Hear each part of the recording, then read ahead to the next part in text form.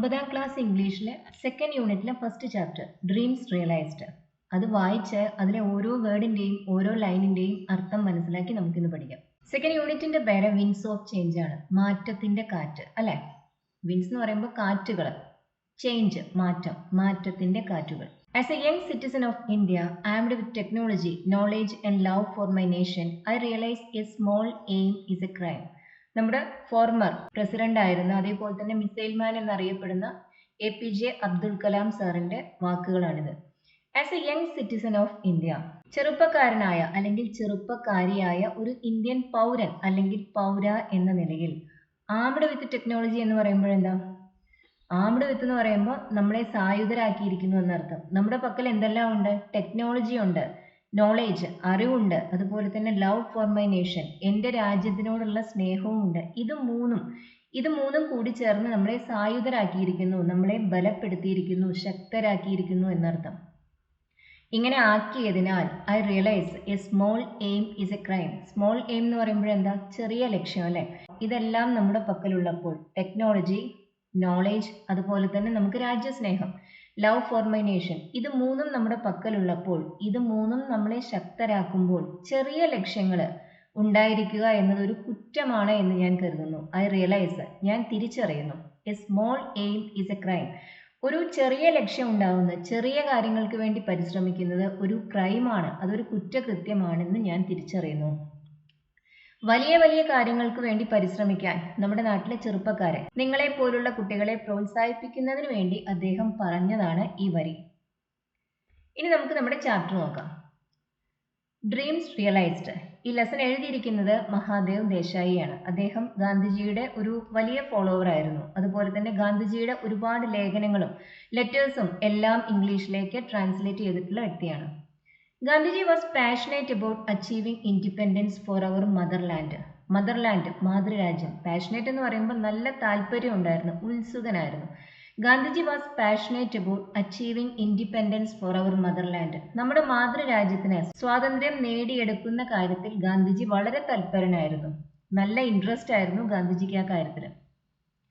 He spared no effort for this.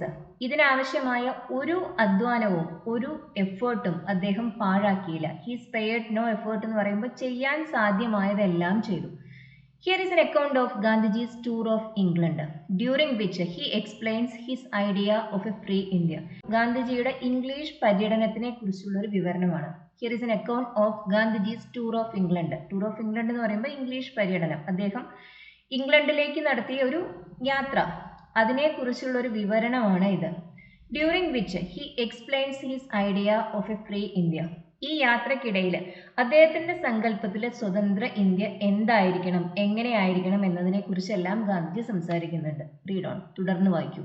During his visit to England, Gandhiji attended many meetings that were organised to honour him. അദ്ദേഹത്തിന്റെ England പര്യടനത്തിനിടയിൽ ഗാന്ധിജി പല മീറ്റിങ്ങുകളിലും പങ്കെടുത്തു. ഈ മീറ്റിങ്ങുകൾ അദ്ദേഹത്തെ ആദരിക്കുന്നതിന് വേണ്ടി organise ചെയ്യപ്പെട്ടവയായിരുന്നു.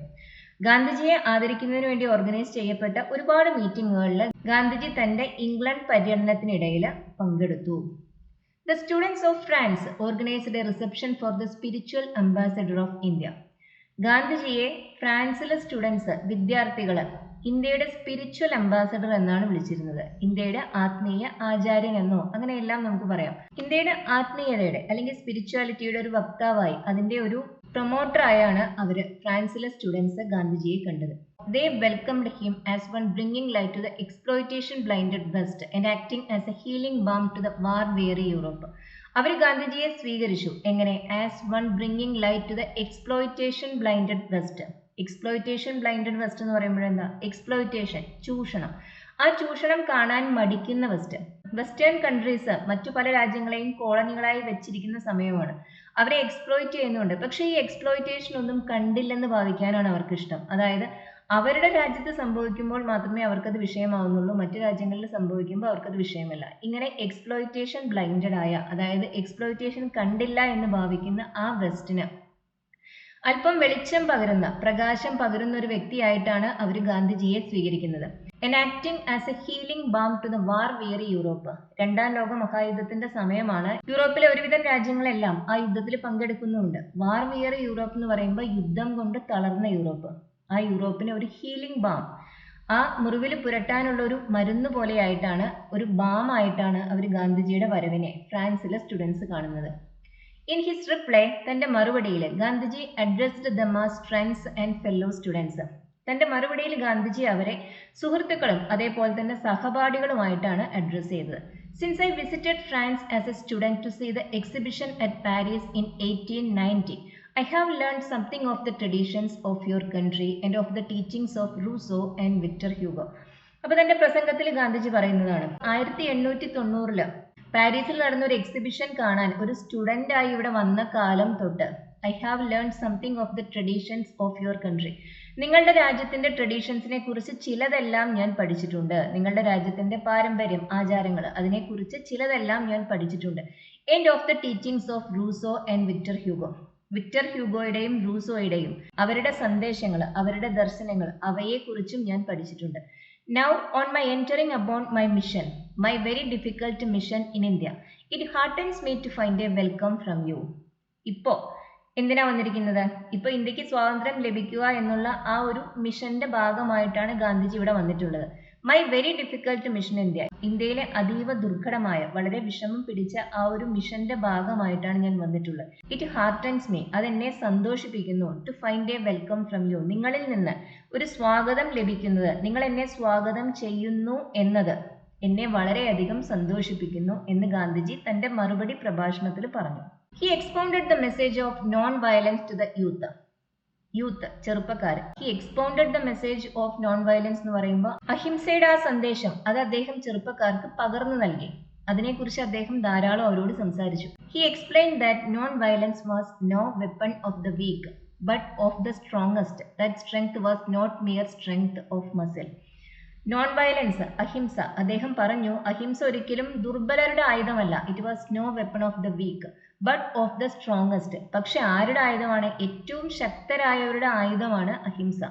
That strength was not mere strength of muscle. ആ ശക്തി പക്ഷെ മസിലിന്റെ ശക്തിയല്ല. ഗാന്ധിജി എന്താ പറയുന്നത്? അഹിംസ ദുർബലരുടെ ആയുധമല്ല, അത് ഏറ്റവും ശക്തരായവരുടെ ആയുധമാണ്. ആ ശക്തി പക്ഷെ മസിലിന്റെ ശക്തി മാത്രമല്ല, അത് ധാർമ്മികമായ, ആത്മീയമായ ശക്തിയുള്ളവർക്ക് മാത്രമേ അഹിംസ ഫോളോ ചെയ്യാൻ സാധിക്കുകയുള്ളൂ. To a non violent man, അഹിംസ പാലിക്കുന്ന ഒരു വ്യക്തിയെ സംബന്ധിച്ചിടത്തോളം strength of muscle is not necessary. ശാരീരിക ബലം അത് നിർബന്ധമല്ല. അഹിംസ പാലിക്കാൻ ഒരു വ്യക്തിയെ സംബന്ധിച്ച് ശാരീരികമായ ശക്തി ഉണ്ടായിരിക്കുക എന്നത് പ്രധാനമല്ല. But A strong heart is N absolute necessity. പക്ഷെ വളരെ കരുത്തുള്ള ഒരു മനസ്സ്, ഒരു ഹൃദയം, അത് നിർബന്ധമായും ഉണ്ടായിരിക്കണം. ഇറ്റ്സ് എൻ അബ്സല്യൂട്ട് നെസസിറ്റി എന്ന് പറയുമ്പോൾ അത് അത്യാവശ്യമാണ് എന്നർത്ഥം. ഇവിടെ ഹാർട്ട് എന്നതിന് ഹൃദയം എന്നതിനേക്കാൾ അധികം മനസ്സ് എന്ന അർത്ഥം എടുക്കുക. To kill and to be killed in fighting an enemy are acts of bravery. കൊല്ലുക, അതേപോലെ കൊല്ലപ്പെടുക. To kill and to be killed in fighting an enemy, ഒരു ശത്രുവിനെതിരെ പോരാടി കൊല്ലുന്നതും കൊല്ലപ്പെടുന്നതും. To kill and to be killed, കൊല്ലുന്നതും കൊല്ലപ്പെടുന്നതും. ആർ ആക്ട്സ് ഓഫ് ബ്രേവറി, ധീരതയെ സൂചിപ്പിക്കുന്ന പ്രവൃത്തികളാണ്. But to stand the blows of your adversaries and not to retaliate is a greater form of bravery. പക്ഷെ അതിലും വലിയ ഒരു ധീരതയുടെ രൂപം എന്താണ്? To stand the blows of your adversaries, നിങ്ങളുടെ എതിരാളികൾ, നിങ്ങളുടെ എതിർവശത്ത് നിൽക്കുന്നവർ നിങ്ങൾക്ക് മേലെ ഏൽപ്പിക്കുന്ന ആഘാതങ്ങൾ, blows. To stand the blow എന്ന് പറയുമ്പോൾ ആ ആഘാതങ്ങളെ സ്വീകരിക്കുക, പ്രതിരോധിക്കാതെ. And not to retaliate, retaliate എന്ന് പറയുമ്പോൾ പ്രതികാരം ചെയ്യുക, തിരിച്ചെന്തെങ്കിലും ചെയ്യുക, അത് ചെയ്യാതിരിക്കുക. Is a greater form of bravery, അതാണ് ധീരതയുടെ കുറച്ചുകൂടി മഹത്തായ ഒരു രൂപം. To kill and to be killed in fighting an enemy, ഒരു ശത്രുവിനെതിരെ പോരാടി കൊല്ലുന്നതും കൊല്ലപ്പെടുന്നതും ആർ ആക്ട്സ് ഓഫ് ബ്രേവറി, അത് ധീരതയെ സൂചിപ്പിക്കുന്ന പ്രവൃത്തികൾ തന്നെയാണ്. But to stand the blows of your adversaries, പക്ഷെ നിങ്ങളുടെ എതിരാളികളുടെ, അവർ നിങ്ങൾക്ക് ഏൽപ്പിക്കുന്ന ആഘാതങ്ങളെ അത് സഹിക്കുകയും അതിനോട് തിരിച്ച് പ്രതികരിക്കാതിരിക്കുകയും ചെയ്യുന്നതാണ് ധീരതയുടെ ഏറ്റവും മഹത്തായ സ്വഭാവം അല്ലെങ്കിൽ മഹത്തായ രൂപം എന്ന് ഗാന്ധിജി അവരോട് പറഞ്ഞു. അഡ്വേഴ്സറീസ് എന്ന് പറയുമ്പോൾ നിങ്ങളുടെ ശത്രുക്കളെ, എനിമീസ്, ഓപ്പണൻസ്, അതല്ല. റിറ്റാലിയേറ്റ് എന്ന് പറയുമ്പോൾ അവർ ഇങ്ങോട്ട് ചെയ്തതിന് തിരിച്ച് അങ്ങോട്ട് പ്രതികാരം ചെയ്യാം. ഇത് ചെയ്യാതെ അവർ നമ്മളിൽ ഏൽപ്പിക്കുന്ന ആഘാതങ്ങളെ സഹിക്കുന്നതാണ് ധീരതയുടെ ഏറ്റവും മഹനീയമായ സ്വഭാവം അല്ലെങ്കിൽ രൂപം എന്ന് ഗാന്ധിജി അവരോട് പറഞ്ഞു. That is precisely what India has been training herself for. ഇതിനു വേണ്ടിയാണ് ഇന്ത്യക്കാർ ഇപ്പോൾ അവരെ പരിശീലിപ്പിച്ചെടുക്കുന്നത്. ഇവിടെ ഇന്ത്യ എന്നതിന് ഇന്ത്യക്കാർ എന്ന അർത്ഥം തന്നെ എടുക്കുക. In one of his speeches, തന്റെ ഒരു പ്രഭാഷണത്തില് ഒരു പ്രസംഗത്തില് he brought out the relation between education and non-violence. വിദ്യാഭ്യാസത്തിനും അഹിംസയ്ക്കും ഇടയിലുള്ള ബന്ധത്തിനെ കുറിച്ച് അദ്ദേഹം സംസാരിക്കുകയുണ്ടായി. He said, ഗാന്ധിജി പറഞ്ഞു, real education consists not in packing the brain with facts and figures. വിദ്യാഭ്യാസം എന്ന് പറയുന്നത് തലയിൽ ആവശ്യമുള്ളതും ആവശ്യമില്ലാത്തതുമായ വസ്തുതകളും അതുപോലെ തന്നെ നമ്പേഴ്സ്, ഫിഗേഴ്സ് അതൊന്നും കുത്തി നിറയ്ക്കുന്നതല്ല. Not in passing examinations by reading numerous books. Numerous books എന്ന് പറയുമ്പോൾ ഒരുപാട് പുസ്തകങ്ങൾ, എണ്ണാൻ പറ്റാത്ത അത്രയും പുസ്തകങ്ങൾ, അത്രയധികം പുസ്തകങ്ങൾ വായിച്ച് പരീക്ഷ ജയിക്കുന്നതുമല്ല education, but in developing character. പക്ഷെ എന്താണ്? സ്വഭാവ രൂപീകരണമാണ് വിദ്യാഭ്യാസത്തിന്റെ പരമമായ ലക്ഷ്യം. എഡ്യൂക്കേഷൻ എന്ന് പറയുന്നത് തലയ്ക്കകത്ത് ഒരുപാട് വസ്തുതകൾ കുത്തി നിറയ്ക്കുന്നതല്ല, പരീക്ഷ പാസ്സാവുന്നതിന് വേണ്ടി ഒരുപാട് പുസ്തകങ്ങൾ വായിക്കുന്നതല്ല, മറിച്ച് എന്താണ്? അത് സ്വഭാവ രൂപീകരണമാണ്. I can say that if you explore the possibilities of non-violence, you will find that without character it will prove a profitless study. എനിക്ക് പറയാൻ സാധിക്കും എന്ത്? If you explore the possibilities of non violence, അഹിംസയുടെ സാധ്യതകൾ നിങ്ങളൊന്ന് പഠിക്കുകയാണെങ്കിൽ, നിങ്ങൾ അതിനെക്കുറിച്ചൊന്ന് വിശകലനം ചെയ്യുകയാണെങ്കിൽ, you will find that without character it will prove a profitless study. നിങ്ങൾക്ക് ഒരു കാര്യം മനസ്സിലാവും എന്ത്?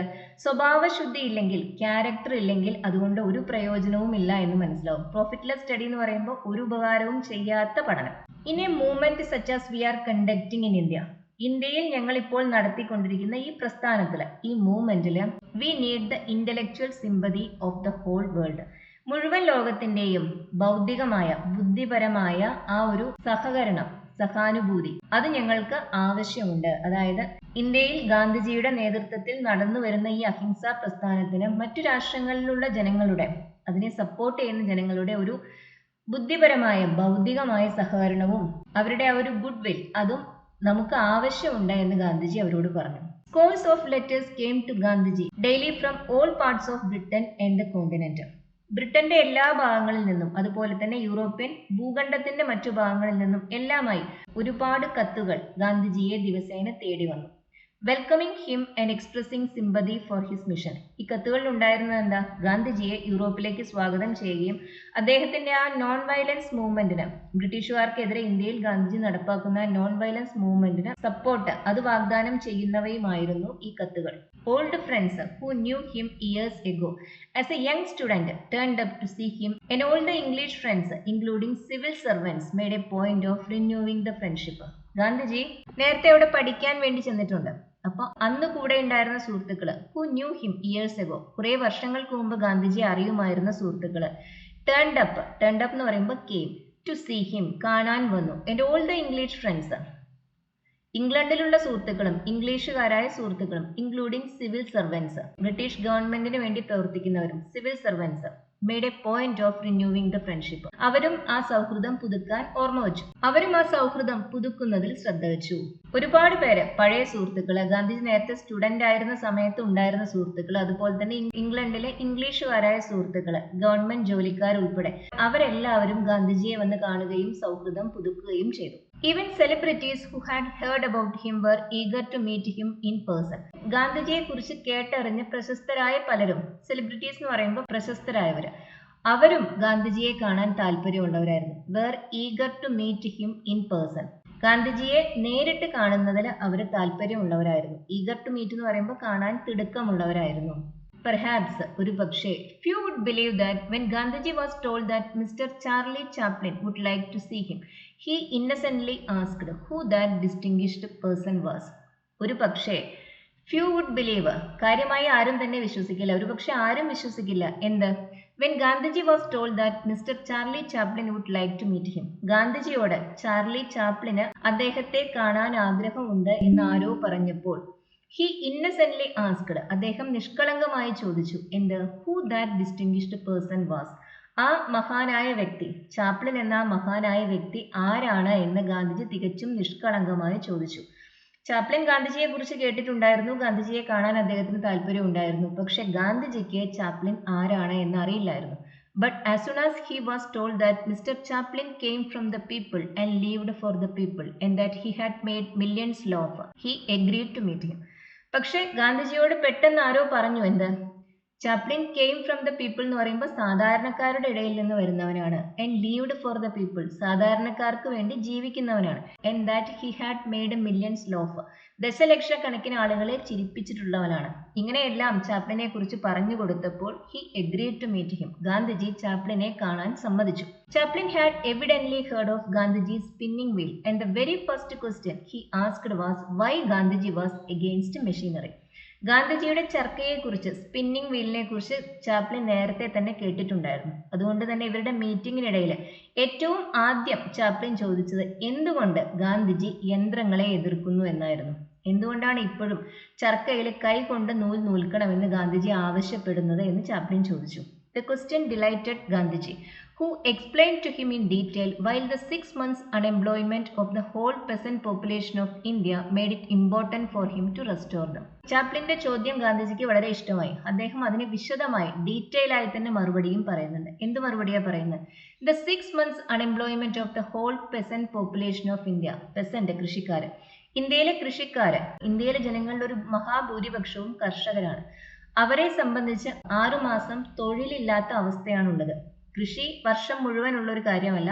കൃഷിയുടെ സീസൺ കഴിഞ്ഞാൽ പിന്നെ ഇന്ത്യയിലെ കർഷകരായ ജനങ്ങൾ അവര് തൊഴിൽ രഹിതരാണ്. ഏകദേശം 6 മാസം അവർക്ക് തൊഴിലോ വരുമാനമോ ഇല്ല.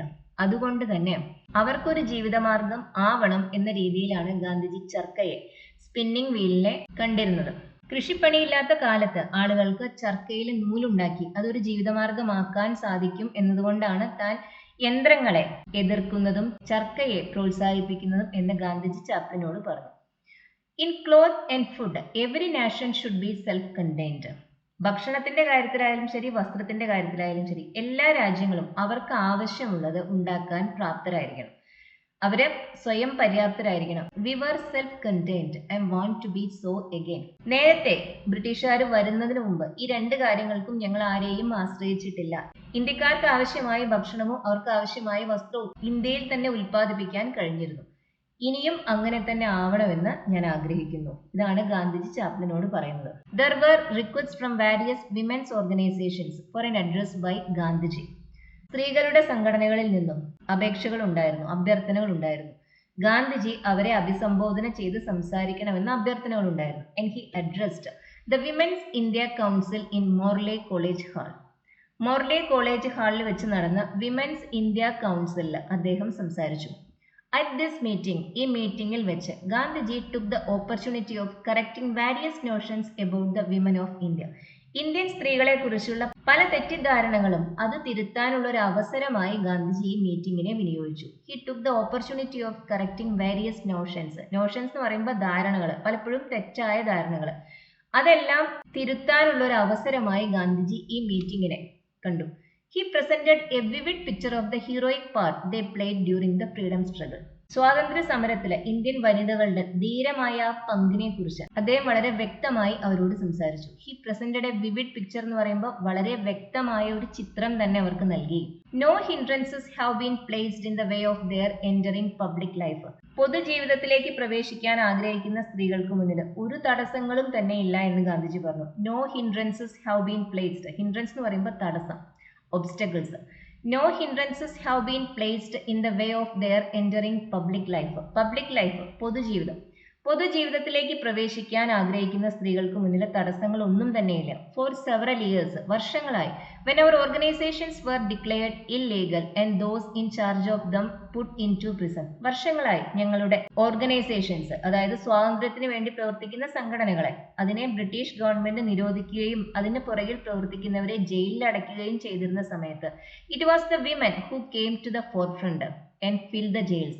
ആ സമയത്ത് സ്ത്രീകളാണ് മുന്നിലേക്ക് വന്നത്, അവരാണ് ജയിലിൽ നിറച്ചത്. He then went on to describe how they came out of their homes in one mass and showed an awakening which was miraculous.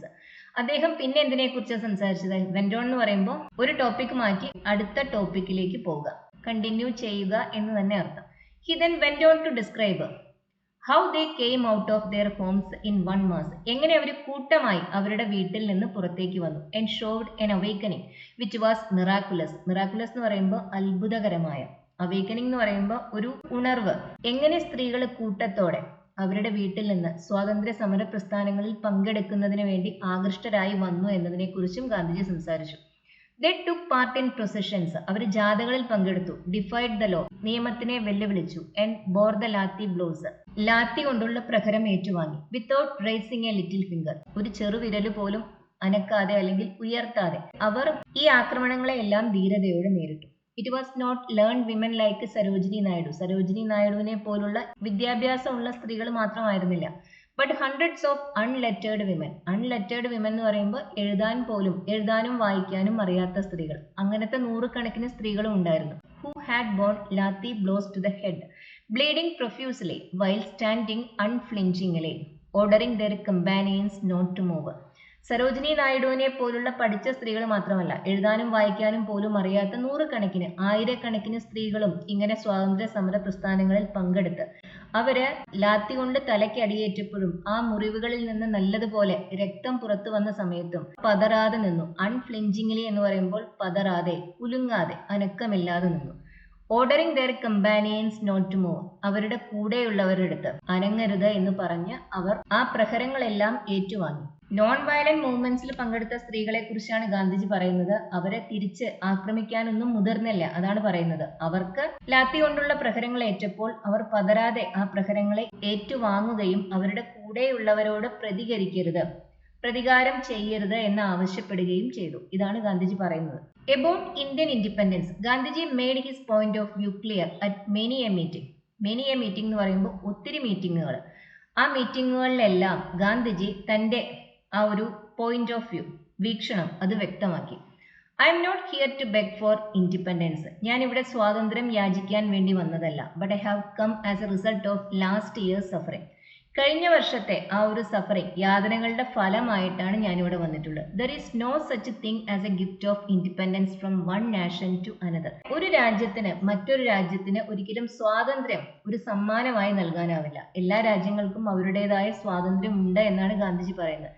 I am here to testify that we shall continue the process of self-sacrifice until at last no Britisher will want to remain in India as a ruler.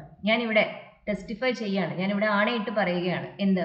ഞങ്ങൾ ഈ ആത്മത്യാഗം അത് തുടർന്നു കൊണ്ടേയിരിക്കും. Until, അവസാനം വരെ. At last no Britisher, ഒരു ബ്രിട്ടീഷുകാരനും will want to remain in India as a ruler. ഇന്ത്യയിൽ ഒരു ഭരണാധികാരിയായി ഒരു ബ്രിട്ടീഷുകാരനും തുടരാൻ ആഗ്രഹിക്കാത്ത ആ ഒരു അവസരം വരുന്നത് വരെയും ഞങ്ങൾ ഈ ആത്മത്യാഗം, സെൽഫ് സാക്രിഫൈസ്, അത് തുടർന്നു കൊണ്ടേയിരിക്കും. At the Federal Structure Committee of the Round Table Conference, Gandhiji spoke about his dream of independent India. Round Table കോൺഫറൻസിന്റെ ഫെഡറൽ സ്ട്രക്ചർ കമ്മിറ്റിയിൽ വെച്ച് സ്വതന്ത്ര ഇന്ത്യ എന്ന തന്റെ സ്വപ്നത്തെക്കുറിച്ച് ഗാന്ധിജി സംസാരിച്ചു. If I want freedom for my country, ഞാൻ എൻ്റെ രാജ്യത്തിന് സ്വാതന്ത്ര്യം ആവശ്യപ്പെടുകയാണെങ്കിൽ, I do not want that freedom in order that I may exploit any other race upon earth or any single individual. Gandhiji എന്താ പറയുന്നത്?